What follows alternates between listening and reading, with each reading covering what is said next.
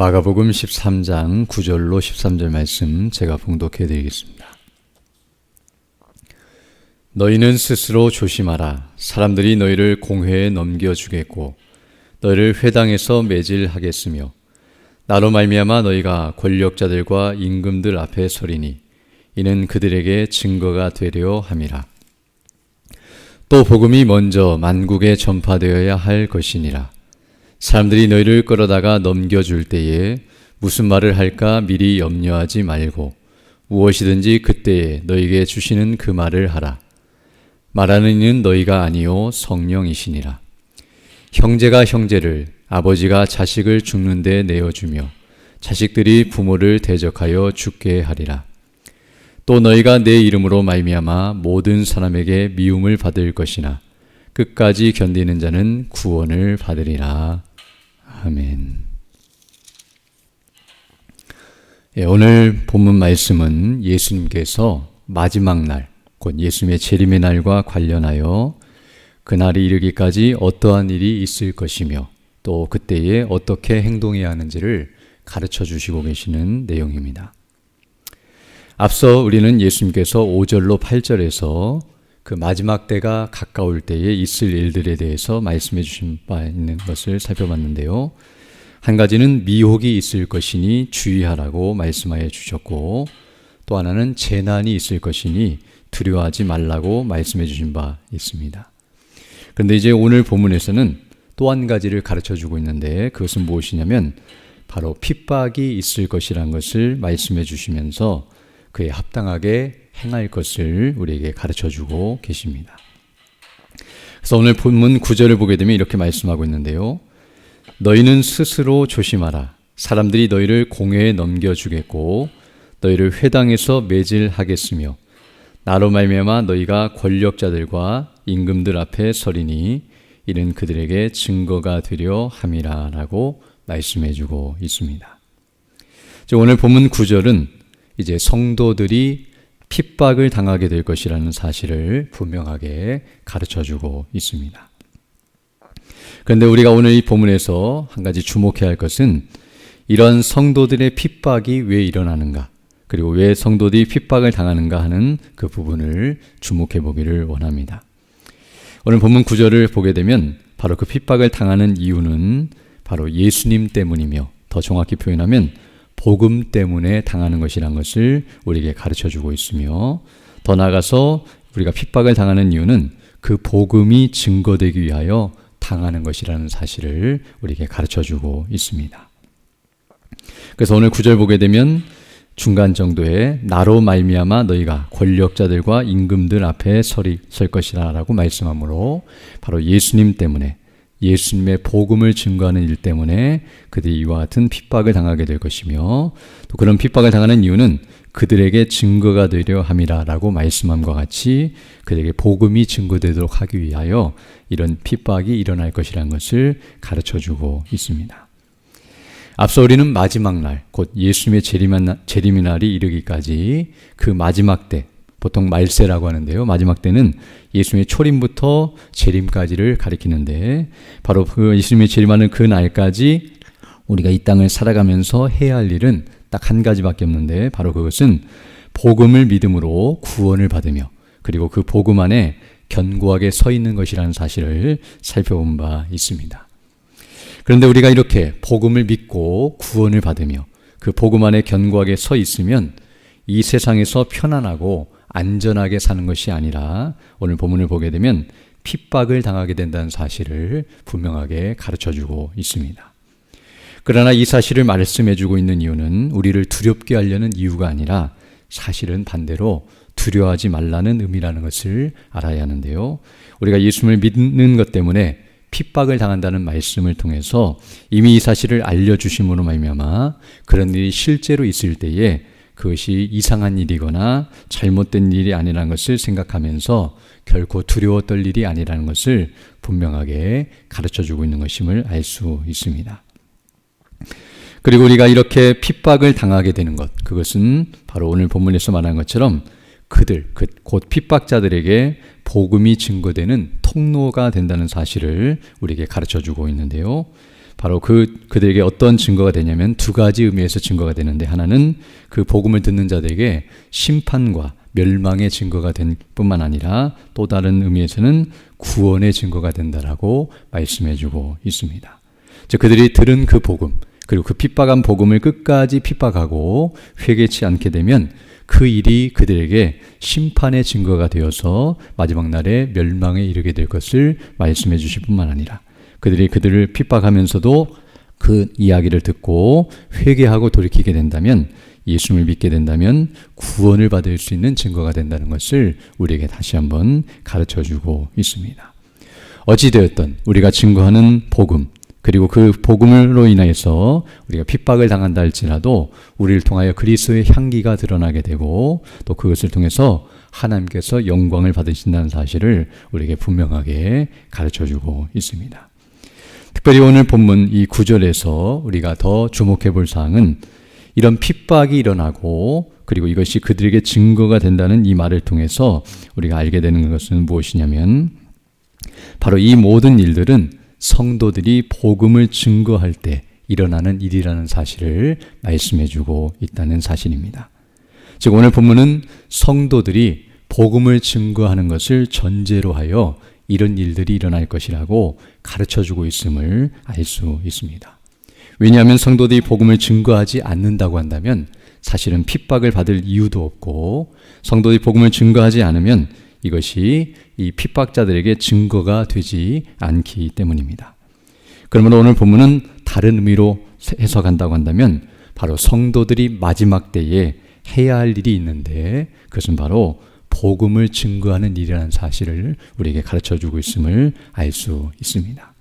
즉 핍박을 당한다 할지라도, 그리고 여러 가지 어려움을 당한다 할지라도 성도들이 해야 할 일은 바로 복음 증거라는 사실을 우리에게 분명하게 증거해주고 있으며, 앞에서 어떤 의미에서 제자들이 마지막 때가 이를 때에 우리가 어떤 일을 해야 합니까? 또 어떻게 대비해야 합니까? 라고 묻고 있었지만, 예수님께서는 어떤 의미에서는 끝날까지 복음을 증거할 사명이 있다는 사실을 가르쳐주고 있으며, 그 일을 제대로 감당할 것을 이와 같이 가르쳐 주시고 있음을 알 수 있습니다.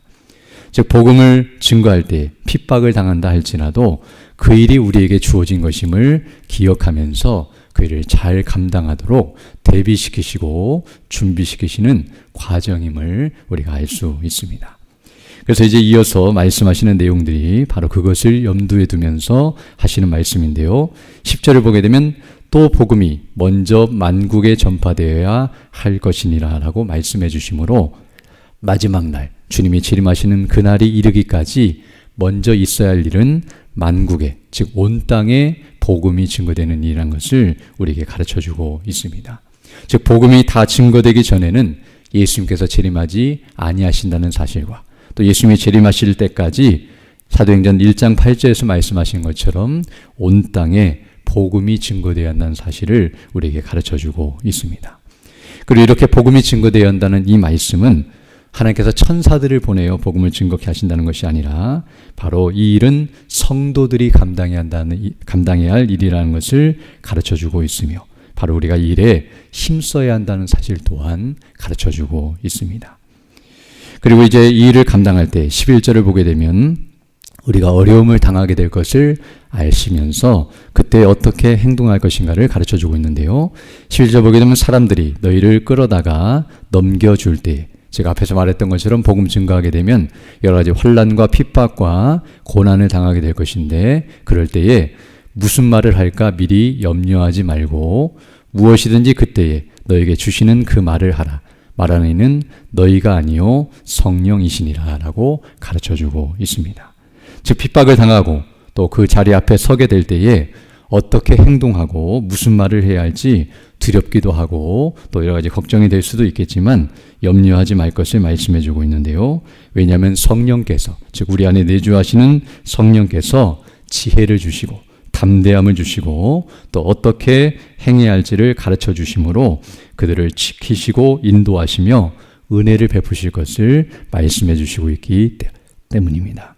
물론 그러나 이 말씀이 이와 같이 우리가 핍박을 당할 때에 성령께서 지켜주셔서 절대로 죽지 않거나 어떤 어려움도 당하지 않는다는 말씀이 아니라 우리가 이렇게 복음을 증거할지라도 어떨 때는 순교를 당할 수도 있고 더 큰 고난을 당할 수도 있지만 그 결과에 상관없이 복음에 합당하게 행동할 수 있도록 인도해 주실 것을 약속해 주시는 말씀임을 알 수 있습니다.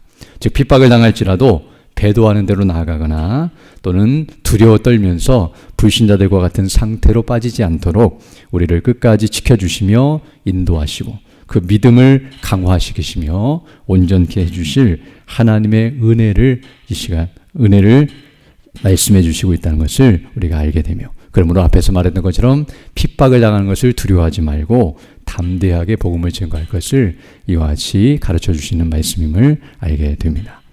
또 12절을 보게 되면 형제가 형제를, 아버지가 자식을 죽는 데 내어주며 자식들이 부모를 대적하여 죽게 하리라 라고 말씀함으로써 우리가 복음을 증거하고 복음을 믿고 그 안에 설게 되면 이렇게 가족들 가운데서도 다툼이 일어나고 또 이와 같이 보호해주고 살려주어야 할 사람들이 오히려 죽이는 데까지 나아가는 것처럼 이와 같이 핍박을 당하게 될 것이라는 것을 말씀해주고 있는데요. 이 말씀은 어떤 의미에서 핍박이 매우 가까운 곳에서, 즉 가족과 같은 이런 사람들이나 그런 가까운 장소에서 일어날 것을 말씀해주고 있으며, 또한 이 표현은 핍박이 심하게 일어날 것을 가르쳐 주시고 계시는 내용임을 알 수 있습니다. 또한 13절을 보게 되면 또 너희가 내 이름으로 말미암아 모든 사람에게 미움을 받을 것이다 라고 말씀해 줌으로써 어떤 의미에서는 우리가 핍박을 당하되 전방위적으로 모든 사람, 모든 장소, 그리고 모든 시대와 모든 상황 속에서 이와 같은 핍박이 일어날 것이라는 것을 우리에게 말씀해 주고 있습니다.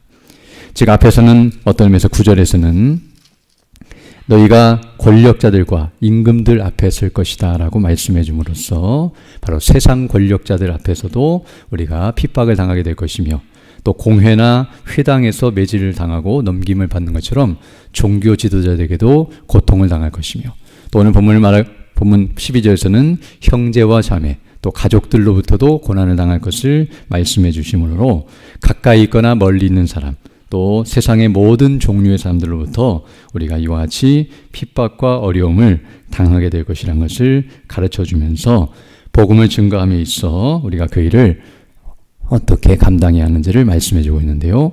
그러나 13절 하반절을 보게 되면 끝까지 견디는 자는 구원을 받으리라 라고 말씀해 주심으로써 바로 그런 핍박을 당한다 할지라도 복음 증거하는 것을 포기하지 않고 그리고 배도하는 대로 나아가지 않고 끝까지 믿음을 지키는 자들은 구원을 받을 것이라고 가르쳐 주시고 계시며, 그러나 이 말씀 속에서는 이미 앞에서 말씀하는 것처럼 성령께서 함께 하심으로 어떤 의미에서는 끝까지 견딜 수 있도록 믿음을 지켜주시고 견지해 주실 것 또한 우리에게 말씀해 주시는 약속의 말씀임을 알 수 있습니다. 이처럼 우리는 오늘 본문의 말씀을 통하여 마지막 날이 언제일지 우리는 알지 못하지만, 그리고 그날이 이르기까지 오늘 본문과 또 앞에 있는 본문을 통해서 살펴본 것처럼 미혹과 그리고 재난과 핍박이 일어나서 우리를 고통케 한다 할지라도 우리는 두려워하거나 염려할 것이 아니라 우리가 해야 할 일은 복음 안에 견고하게 서 있고 그리고 그 복음을 담대히 증거하며 살아가는 것밖에 없다는 것을 우리에게 가르쳐주고 있으며, 그러할 때만이 우리가 이런 환난을 이기고 승리하는 삶을 살 수 있다는 것을 우리에게 가르쳐주고 있습니다. 그럼 우리는 항상 이렇게 복음으로 무장하여 성령의 충만함 가운데 거하여 어떠한 어려움과 고통이 온다 할지라도 믿음으로 반응하고 그 뜻을 이루어가며 주께 영광 돌리고 마지막 날에 주님 앞에 기쁨으로 서는 우리 모두가 될 수 있도록 은혜를 달라고 간구하며 오늘 하루를 살아가는 복된 삶이 되기를 간절히 소망합니다. 함께 기도드리겠습니다. 걸어가시고 자비로우신 아버지 하나님 감사를 드립니다. 지난밤에도 우리에게 은혜를 더하여 주시고 이렇게 다시금 새날 새 아침을 시작하며 주의 말씀을 통하여 주의 뜻이 무엇인지를 분별하고 그 뜻을 따라 살아갈 수 있는 복된 하나를 우리에게 허락해 주심을 감사드립니다. 우리에게 지혜와 총명과 능력과 확신을 더하여 주셔서 정말 복음의 영광으로 충만케 해주시고 우리를 구원해 주신 그 놀라우신 하나님의 은혜와 영광을 생각하면서 믿음으로 하루를 살아갈 수 있도록 인도하여 주셔서 주께서 맡기신 복음의 사명을 바르게 잘 감당하며 그 뜻을 이루어가는 우리 모두 될 수 있도록 은총을 더하여 주옵소서. 이 나라의 민족을 불쌍히 여겨주시고 긍휼히 여겨주셔서 이 땅이 복음으로 통일되는 은혜가 있게 하여 주시고, 정말 오늘 온 백성이 하나님 앞에 회개하며 돌이키는 은혜가 있게 해주셔서 정말 이 땅에 다시금 회심의 역사와 부흥의 역사가 일어날 수 있도록 은혜를 더해 주시고, 또한 주님 오실 그날까지 복음을 증거하는 사명을 바르게 잘 감당하는 복된 나라로 계속 진행해 나갈 수 있도록 은총을 더해 주시고, 우리 모든 성도들의 가정과 또 직장과 사업과 행하는 모든 일들에 은혜를 덧입혀 주셔서 주님 맡기신 사명을 바르게 잘 감당하며 그 뜻을 이루어가는 일에 부족함이 없도록 필요한 모든 은혜로 함께해 주옵소서. 특별히 연약한 주의 백성들 일일이 기억해 주시고 치료해 주시고 회복해 주시며 더 강건한 모습으로 주의 일에 더욱 힘쓰는 믿음의 사람들 다 될 수 있도록 은혜를 더해 주시며, 우리 모두가 정말 깨지기 쉽고 상하기 쉬운 지글과 같은 존재들이오니 늘 붙드시고 인도해 주셔서 우리 속사람이 날로 새로워져서 주의 이름과 그 영광을 높이며 맡기신 사명을 잘 감당하며 나아가는 우리 모두 될 수 있도록 은총을 더하여 주옵소서. 이 시간 기도할 때 주의 성령께서 함께하사 믿음으로 주의 뜻을 간구하는 귀한 시간 되게 하시고, 오늘도 주와 동행하는 복된 한 해 될 수 있도록 은총을 더하여 주옵소서. 우리 구주 예수님 이름으로 기도드립니다. 아멘. 하늘에 계신 우리 아버지 이름을 거룩하게 하시며 아버지의 나라가 오게 하시며 아버지의 뜻이 하늘에서와 같이 땅에서도 이루어지게 하소서.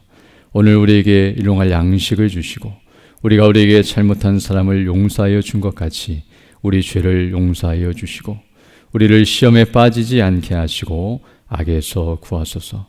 나라와 권능과 영광이 영원히 아버지의 것입니다.